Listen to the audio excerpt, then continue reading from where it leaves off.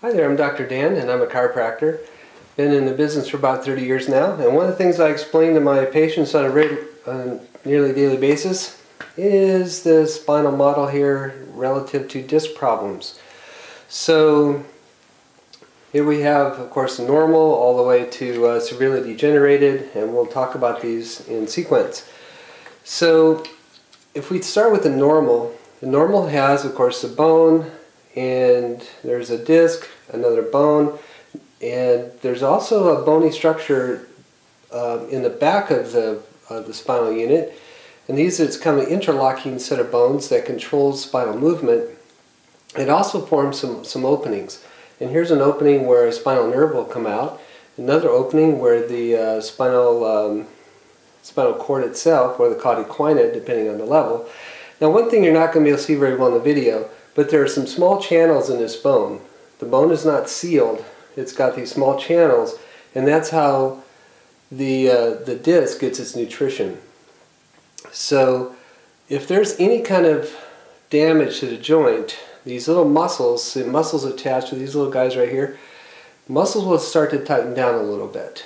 And when they start to tighten down, it causes a whole sequence of problems, which we'll talk about in just a moment. One thing I should mention is that the amount of blood supply that this whole joint will get depends on the movement. So these muscles have to be well controlled in order to get proper movement, and that signals to the spinal cord that this area is working and sends some blood. If there's any kind of injury, like I mentioned, these muscles tend to tighten down a little bit, and when they do, we'll go on to the second one here. When the muscles start to tighten down a little bit, you start to get reduced movement. Reduced movement causes a reduced blood supply to the joint, and the most sensitive tissues are going to react more quickly than the others. And the most sensitive tissue here then would be the disc. The disc, because it has no blood supply of its own, it gets its blood from the bone, will begin to degenerate. As it degenerates, pain fibers tend to grow into the outer layers of the disc, and so every time you move now, what little motion you get causes a little bit of a pain response, which causes a little bit more of a spasm. So you get more spasm causes more degeneration of the disc, more degeneration causes more pain causes more spasm. Now, how much of this pain actually gets to the brain depends on a person, because some people notice this right away. You know, that this first sign of any disc problems, they're in pain. Other people, this can go on to a very advanced level, they feel nothing, but it's still happening. So the disc, when it herniates, you can get two kinds. One is what we call a broad-based herniation, and the other is a focal herniation. And there's one more I should mention, and this is based on some research done about 10 years ago, but oftentimes the first herniation is actually into the bone itself. So it doesn't go out, it just goes up or down. And if it does that, it starts to cut off its own blood supply. So if this is allowed to continue, it will then go on to this stage. And this stage, of course, the bone itself is becoming deformed. These muscles have been in spasm for a long, long time, and this may or may not hurt. Some people have terrible pain, some notice nothing, and of course, some people don't notice anything until it gets to this stage where the disc is gone, the segment is trying to fuse itself up. So, but let's ignore that for a moment, because we want to talk about what we do to keep it from getting there.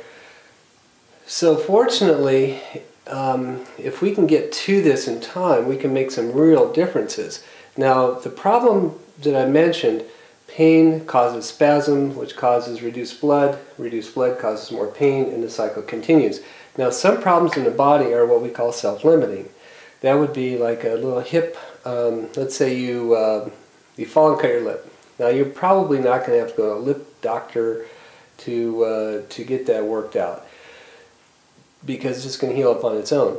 This system is not like that. Once the cascade begins, it continues. So we need to do something specific. Now, in our clinic, we've used all different types of methods, but in the last 10 years, we've become very we become very excited about this one kind of therapy, and there are different names for it: intermittent traction, axial decompression, disc decompression. But basically it's all the same. Depending on the devices that you use will all give similar responses. So we pull it apart, hold it for about a minute, and then we let it go, then we do it again. Now fortunately this is a very comfortable process. So it looks like that could hurt, but it doesn't, if it's done properly, of course.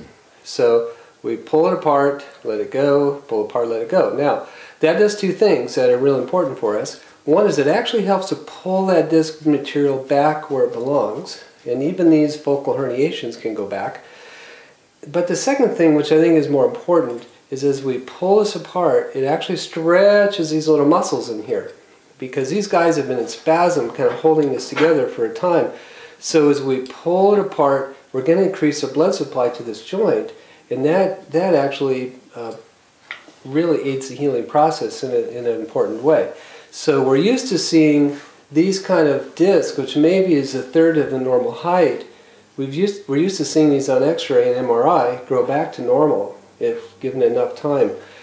So this is a technique, again, we've used in our clinic for the better part of a decade now, and I love this technology. It works wonderfully, and so I hope you get some help with your bad disc if that's what's bothering you, and thanks a lot for listening.